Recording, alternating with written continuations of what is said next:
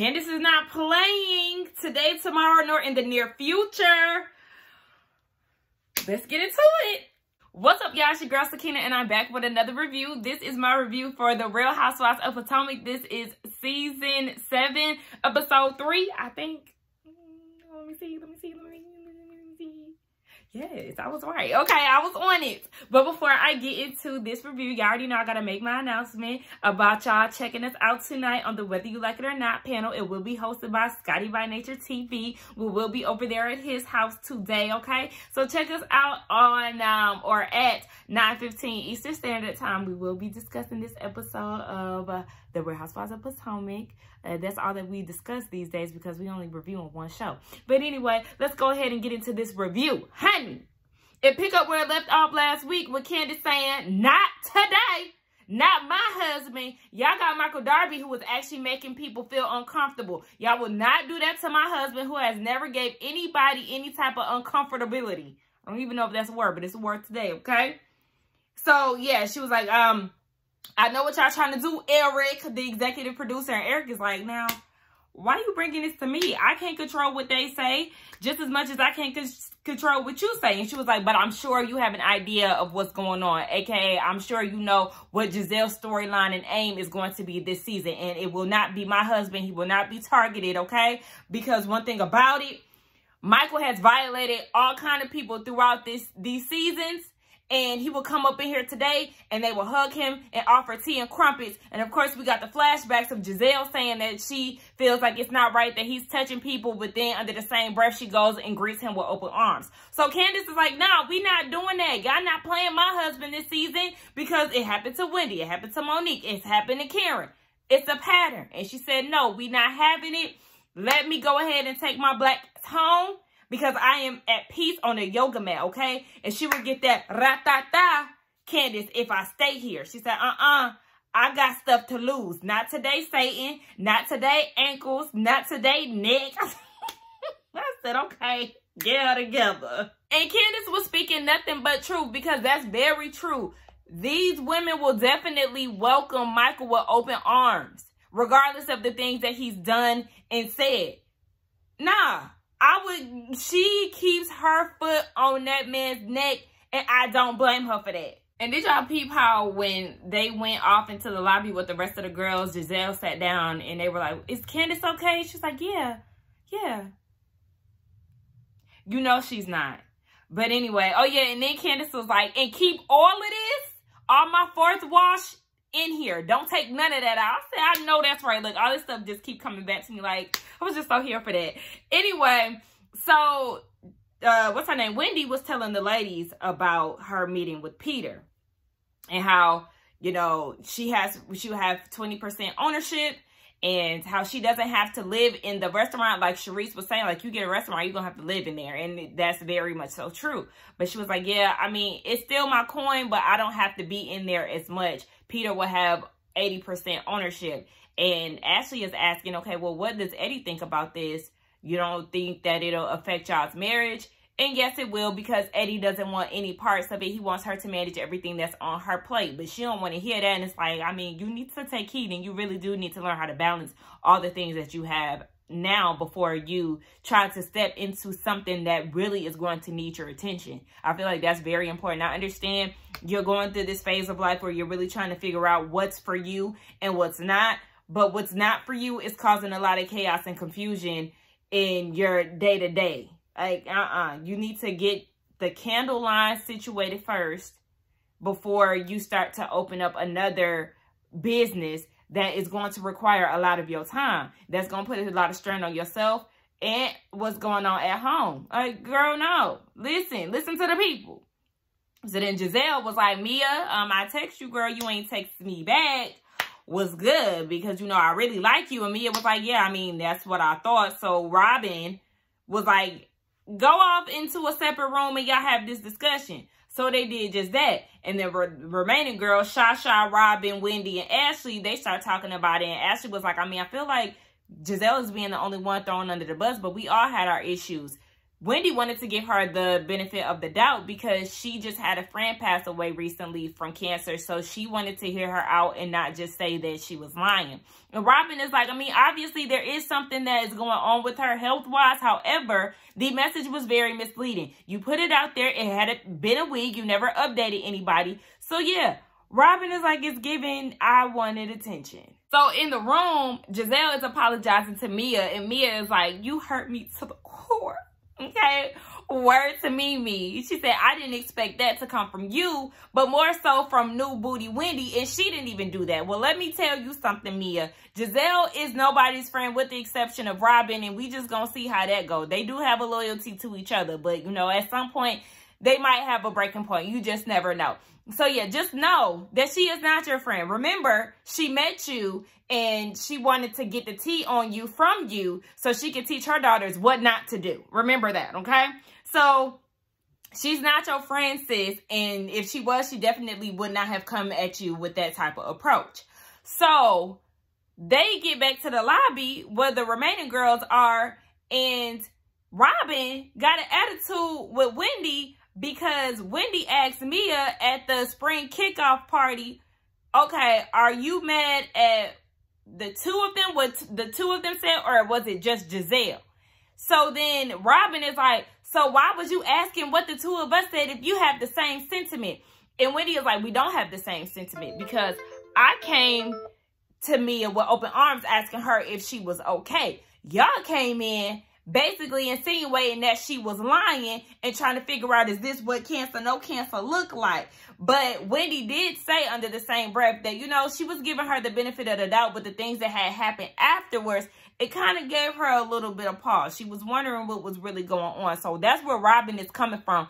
But it's like, Robin, why do you have so much aggression? It's not that serious for you to be blowing up like that. I don't know if she mad because her girlfriend Giselle is getting the brunt of it, the heat, or what. But it's like, okay, yeah, everybody had questions about it, but Giselle definitely was the one that came at her at the party wrong. So I don't understand why you got so much heat, Miss Robin, but you and your red hair needs to tone it down because it's not that damn deep. Robin in her tired ass cutouts that look like she bought them leggings from an Instagram boutique. Oh my gosh. Like, I'm gonna sit down. The outburst that she be doing. I'm gonna sit down because Wendy is the ruler of the world and she told me to have a seat. It's very reminiscent of, I'm so glad Robin Dixon is not here right now. Like, sit down. So, everybody joins back up. And then they ask if Mia and Giselle are okay. Yes, they are. So then Robin initiates this invitation to all the girls and their kids to come together and play basketball and all of this. And she purposely skips over Wendy. She says she's not inviting Wendy. And it's like, okay, it wasn't that deep. But Wendy was like, okay, so you purposely trying to single out my kids. Like, okay, girl, it says a lot about your character. So I don't understand. Or I can't remember why. Oh, she probably mad because they said something about wine. I think Wendy said something about wine last season or whatever. But it's still like, girl, please, like, get over that. Okay? It's not that damn deep. Y'all not going to get married and you know it. You just mad because, but she spoke on it. It wasn't that deep. But all the girls leave and the producer asks Wendy what's going on. So she was like, you know, me and Mia are good. Because the producer asked about Mia. She was like, me and Mia are good outside of Karen. We're the only two that's trying to give her the benefit of the doubt. But she's a liar. We know that she's lying. Flashback to 20 minutes later.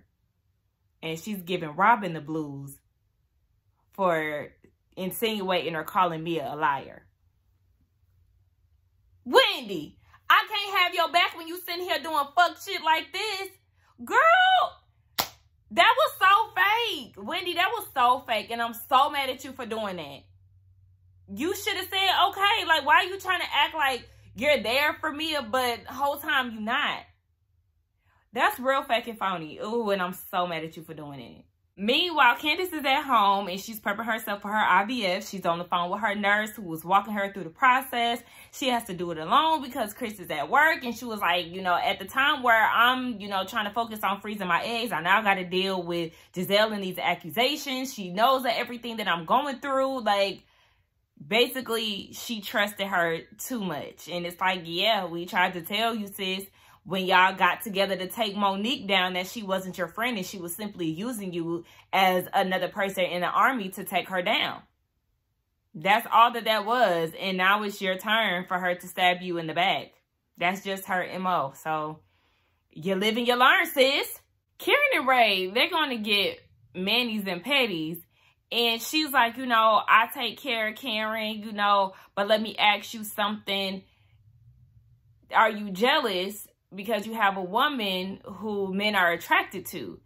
And Ray is like, there is a bit of insecurity when you're with an attractive woman and you know that, you know, men are looking at her and she's looking at men. And she was like, are you serious? He said, yeah. And she was like, but the agreement was, you know, within our marriage that I can have eye candy. First of all, this conversation that y'all having at the nail salon, like even the workers was laughing and stuff. But it was like, I mean, you said, Ray said that you can have eye candy. So does that mean you could just look at guys? Because I mean, that's all eye candy is. You see a fine man in public and it's like, oh, he fine. You know, he just something nice to look at. It doesn't mean that you're doing anything. You don't need permission to have eye candy. Because your eyes see what they see. It's if you're actually eating this eye candy that you're looking at. Like, are y'all engaging? Is there some sucking and chewing going on this candy? Like, otherwise, you don't need permission for that. Ashley and her brother go and look at the house. And I'm like, okay, Ashley, you can't afford this on your own. You still need Michael, who is playing you for a fool in the background. He don't want to put up a cash offer because he feels like there's issues with refinancing and stuff. And even when she was explaining that, she didn't sound too sure on why he didn't want to put in a cash offer, because they've made 3 offers to houses and then people would make a cash offer that the buyer would accept. So then she's talking to the realtor who also works for Michael. Okay. And she was like, Ashley was telling the realtor, like, yeah, you know, we have been keeping things on the low as far as our marital status and things like that, because that could affect the house buying process. And she liked the house, but she got to run it by Michael and all of that. So as she's telling the realtor about this whole, them keeping their marital status on the low, Miss Ma'am was like, oh yeah, I already talked to Michael. I talked to the lenders. Like, you know, we good. So she was like, we good? Like, hold on. So you mean to tell me you and Michael been working behind my back in the background, reaching out to lenders and things? So now she's like, you know, questioning everything. Yeah, because you should have done all of this by yourself. Now he's working behind the scenes on the house, unbeknownst to you. And you already had some fine print in your prenup. So this whole process is really not as much of a breeze that you think it is. So then she's talking to her brother. And she was like, you know, I just can't believe that I'm actually getting a divorce and all it is.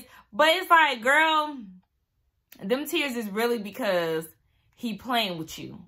That's what them tears. It's not you questioning whether or not you're making a mistake as far as, you know, breaking up your family. No, it's because, you know, this man is playing you behind your back. Robin, the redheaded stepchild, and Juan, they having this discussion about the prenup. So he was like, you know, initially when she asked, she was like, what? But he was like, you know, I'm just playing. Like, he seemed like he was cool with it. But then he's kind of questioning why she's doing it. And it's giving off basically the sense that because she has businesses now that she wants a prenup. But it's like, so what? You was in the NBA when y'all got married. You was making the money. Because remember, he sat there and said, oh, yeah, you know, I make more money than you anyway. And the producers asked her in her confessional, oh, he makes more money than you? As she sips her empty glass of wine with ice through a straw. Very silent. Oh, he said that he'd make more than me. You know how men are. No, call it for what it is. You the breadwinner and it is what it is. Like, I don't even know why he put himself in that position. The damn ego of a man is just... You do not have to lie to kick it, boo. If she make more money than you, okay. That, so what? Y'all both contributing to the household, ain't y'all? Y'all both somewhere that y'all wasn't a few years ago, right? Y'all had a prenup initially in the beginning of y'all marriage, the first go round. Yeah, it didn't matter because y'all both ended up broke, but still it was there to secure your NBA funds, wasn't it? So what's wrong with her wanting to secure her Bravo check and her reasonably shady and her Etsy hats? What's wrong with that? And you say that you happy for her and all of that. Okay, then. So then let it be known that she's the breadwinner. Like, baby, you do not have to lie. You do not have to lie to us. It's not that deep. So he making it seem like he don't feel a way about this prenup situation, but you do. You do, because now it's the opposite. I'm sure if you was making more money, you wouldn't have you was making more money than her, you wouldn't have an issue with signing it. You would probably be the one presenting it to her versus her presenting it to you. Sign that paper, because you just never know. And do y'all notice that Juan always gets defensive when Robin brings up the past and the things that he's done her? Oh, because it was a little stressful period when y'all was going through y'all divorce the first time, because you had somebody that was in your ear, you know, was banging somebody else. So I'm sure your irritation with Robin was at an all-time high, and you wasn't making the divorce a breeze for her. Now, I understand it was stressful because she took your money, but let's talk about the stress that you probably put on her throughout the marriage. Cheating, leaving her alone with babies that you were not helping with. These are words that come from her mouth. So, yeah, you get defensive every time she brings up these things. But, I mean, let's talk about it, Juan. Let's talk about that. And you signing this motherfucking prenup before we think about getting married. I'm Team Robin, period. And y'all know that's very not common when it comes down to her. We see Dr. Wendy down at the doctor's office, and she got her hair out. I noticed that was her real hair immediately. I said, that hair look different. It's giving homegrown, and it definitely is. Sis got inches, okay?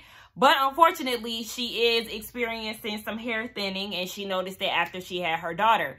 And the doctor is like, it comes from, you know, a lot of stress, a lot of tension.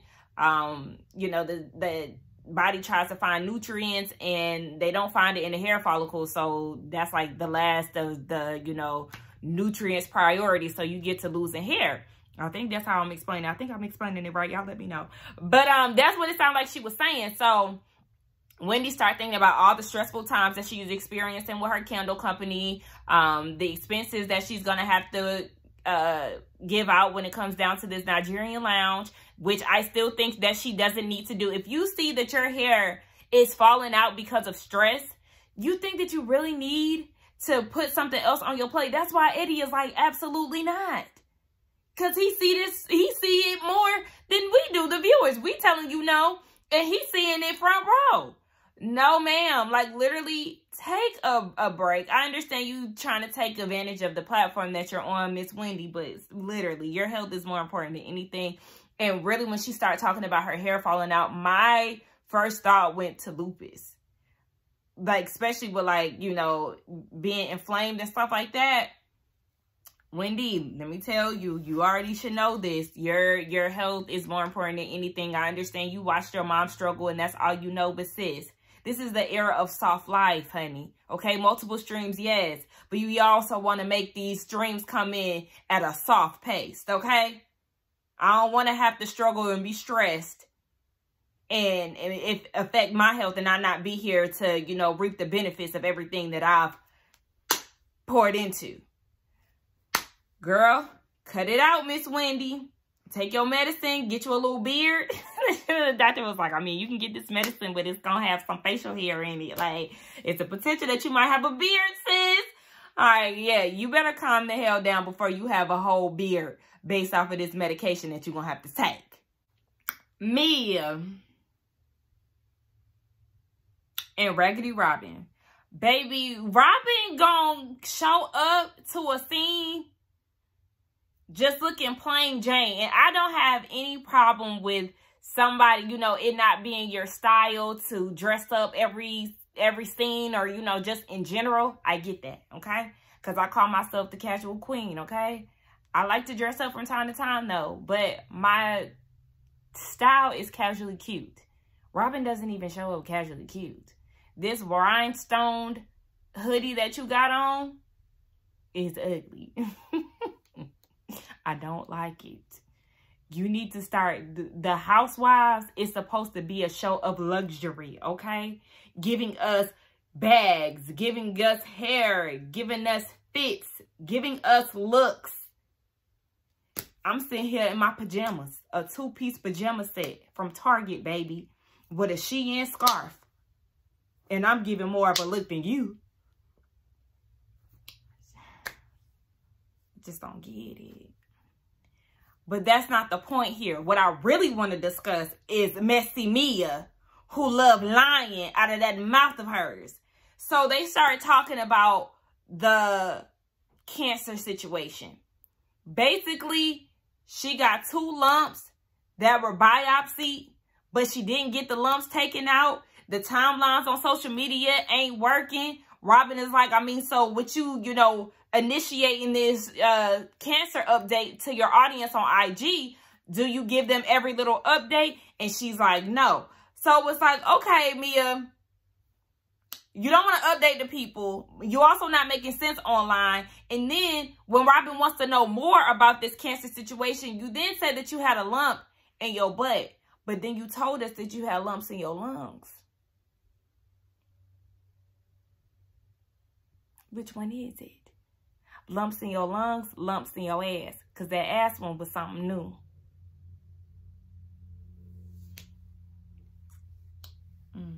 Just love lying. Now, y'all was right. Wendy was right when she flat out said that she a liar. Yeah. But you was also being fake because you really was trying to give her the benefit of doubt, but you really wasn't. You was trying to cover your ass like your good sis Karen. But this ain't about Wendy because she ain't in this scene. However, the girls caught on to your lies, sis. And Robin saying in her confessional, she think that this story just got away from her. Yeah, because she lying. You can't. That's why you don't need to be lying, because you can't keep up with that lie. Mia is a liar. Oh my gosh. Why? Y'all, I cannot stand people who just be lying for the sake of lying. Why are you lying? Take a shot for every time I say the word lying. Like, oh my gosh. So Robin gets into the Candace situation and how Giselle said at the reunion, Chris made her uncomfortable with going in her room by themselves, just the 2 of them. Mia was like, well, actually, I have a story too. You know, at the spring kickoff party, I was dancing and he was staring at me. Production, roll the cameras back. What did Catcher say? Chris not looking at Mia. Every time they had a little piece of Mia dancing, Chris was minding his own white business. Okay? Not looking at her in the slightest. Paying her dust. But let Mia tell it, he was staring her down the entire time. Girl, you need to go. Beat it. I don't want to see you back next season. Because you and these little lies, just trying to jump on anything. The desperation is sickening. So Karen and Giselle are at Karen's house. They start talking about Chris in this situation. Candace and Chris are also out for dinner, having the same conversation. Candace is stressed because of the situation with Giselle, and it's affecting her IVF process. She's not moving in the fast pace or the normal pace that it would usually take for this. So, of course, she's emotional about that. So, Karen and Giselle runs down this story about how it happened, how he invited her to his room, to her room. According to Chris, Giselle is the one who invited him. He said he's 99%. I said, well, where is the other 1%? Maybe I'm going to say because they all said that he was drinking. Maybe the 1% was in his, you know, him being inebriated and not remembering wholeheartedly. So he's giving that one benefit of the doubt, that 1%. So yeah, he said that she invited him up. Go to the room. According to Chris, he said, let's leave the door open because we don't need any speculations. She agreed. She said, yes, she don't want to be a part of that. But according to Giselle, that's not what happened. The door was closed and he made her feel uncomfortable. Now, Chris is like, you know, people's trauma situations, backgrounds is all different. So maybe her level of uncomfortability is different, but I always try to go about things with making people feel at home or feel comfortable. Okay. I'm leaning more so towards Chris's side of things because we know how Giselle gets down with her storytelling and her exaggerations and things. And I am kind of looking like, okay, you know, this whole 1% thing, okay, I'm going to get at a little side eye. But then at the same time, Giselle, you're not that uncomfortable because, yes, a lot of people have been pointing out how you were trying to, you know, speak to him and things like that when you were at the spring kickoff and all of that. Somebody that made you that uncomfortable, you don't wait months down the line to talk to their wife about it while y'all filming it on camera, and you wouldn't try to, you know, hug him and interact with him if you were so uncomfortable when y'all were at the spring fling. So yeah, definitely siding with Chris on this. Even Karen was kind of looking like, okay, well, did he say anything to make you feel uncomfortable? Was he touching you? No, he didn't. None of that. So what's the point, sis? And then Karen shares a story of how a husband in the group made her feel uncomfortable, touched her and squeezed her to the point where she felt like her breast then went to the back of her body. She was like, it was a physical thing and it just made her feel very uncomfortable. She said, but she didn't go to anybody in the group. She went to her minister. She had the conversation with her husband. But production was like, do you care to tell who it was? And she said, no, it was 3 years ago. Okay, so I was thinking, okay, maybe it was G. 3 years ago, they wasn't on the show. We know somebody who definitely makes everybody feel uncomfortable, and that's Michael Darby. So it could very much so be him. That's who I'm looking at. Who else would it be? Who else has a history of touching people inappropriately? I don't know. Y'all tell me. But I know who I'm thinking it is. Allegedly, just to throw it out there. But yeah. I was like, Karen, you went to church? You went to your minister about it? Okay, obviously you felt very uncomfortable if you didn't take it to church. Why you ain't take it to the people? Why you ain't say, this man made me feel some type of way?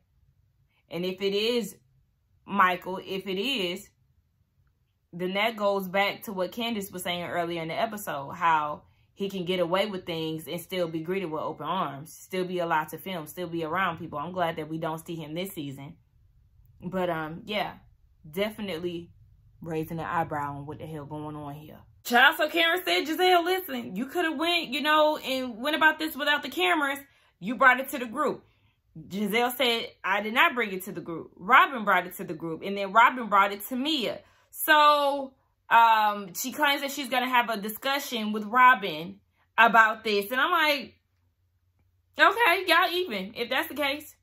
I can't even remember if that's how it went down exactly. But if that is the case, y'all even. You told the girls about her finances and who owned the house. And she told Mia what happened with the whole wine situation. So what's next? I said with the whole Chris situation, Juan situation, I don't know. I feel like I messed up their names, but y'all even. Y'all know what I'm trying to say. Hell. So then, as Candace and Chris are eating their lobster mac and cheese and lobster rolls with burnt sweet potato fries, I do not like sweet potato fries. I do not get the hype. They just are not for me. Robin in her two-toned pink and red dress come floating in, and it looked like they were surprised as if they didn't know that she was showing up. And Karen was asked by production in her confessional, do you think that there's cracks within the Green Eyed Bandit clique? Karen was like, yeah. All the while, Miss Robin is flying in to have dinner with the Bassetts. Giselle is pathetic, but before we get into that, yes, Red Robin came in and she was trying to give Chris a hug, but, you know, he was like, I ain't fucking with y'all. She was like, we not doing that. You gonna get up and you gonna hug me. So he gives her a hug. They sit down and they get straight into the mess. So it's conflicting for Robin because, you know, her good sis is Giselle, but she actually disagrees with her on this. So she's like, yes, 2 weeks ago I met up with Ashley. She tells me that you slid in her DMs, and they were like, no, that's not what happened. He responded to a story. He did not go and search her name and slide in her DMs. He was simply responding on a story that gets sent to DMs. That's all it was. So then she was like, yeah, so then I brought it to Giselle, and Giselle brought up New Jersey. Yes, she talked about it to me the same night when we went back in the van. And she said that, you know, you didn't touch her or anything like that. So Robin is trying to figure out what was the point, sis? And Candace is like, well, let her tell it. Yes, she's acting as if somebody was trying to snatch her drawers. Like, she has to reel that back because, sis, right about now, you're dead to me. She's not really seeing it for Giselle as she should not, because you are doing all of this unwarranted. And Robin is like, yeah, so I'm thinking like, why now? It's why now because it's time to get the party started. The cameras are rolling. So yes, just so happened that Ashley had a story. So it's like, okay. And now that I'm saying it, some of y'all might be right that Giselle and Ashley were in cahoots, because it's funny that all of a sudden Giselle had a story the same night from the reunion. She tells Robin about it. And then Ashley now has an issue with Chris for sliding in her DMs. And I heard from somewhere, I think it was Terrence who said that, Funky Dineva said that Chris, you know, he does a lot of responding and things late at night. And they feel like that's just really his nature. And of course, it can definitely come off a little inappropriate and not within business hours for a lot of people. So I understand why some people will feel uncomfortable. But it's like with Giselle, she's milking this. And it's like, it's kind of like her and Giselle could have been like, oh, yeah, this is going to be what we cook up for next season because he made me feel uncomfortable. Oh, he slid in your DMs. Oh, they took that and ran with it. So, like, I can see that. I can see that. I can see it. I can see it. And then Karen's asking Giselle, okay, so where we go from here? And Giselle's like, I don't know. It's been 7 days. I was expecting to get a call from Candace saying that Chris apologizes. You like on my husband and you expect me to reach out to you? Girl, please. You and that wig that's sitting on top of your head can go. Let's get down in the comments, y'all. That's all that I have to say about this episode. Y'all let me know what y'all thought about it. I think I said let's get down in the comments already. Also, be sure to check us out tonight on the Whether You Like It or Not panel. It will be hosted by Scotty by Nature TV. Set your reminders, check the community tab, and all of that good stuff. Don't forget to like, comment, and subscribe to my channel. And I will see y'all in the next one. Bye.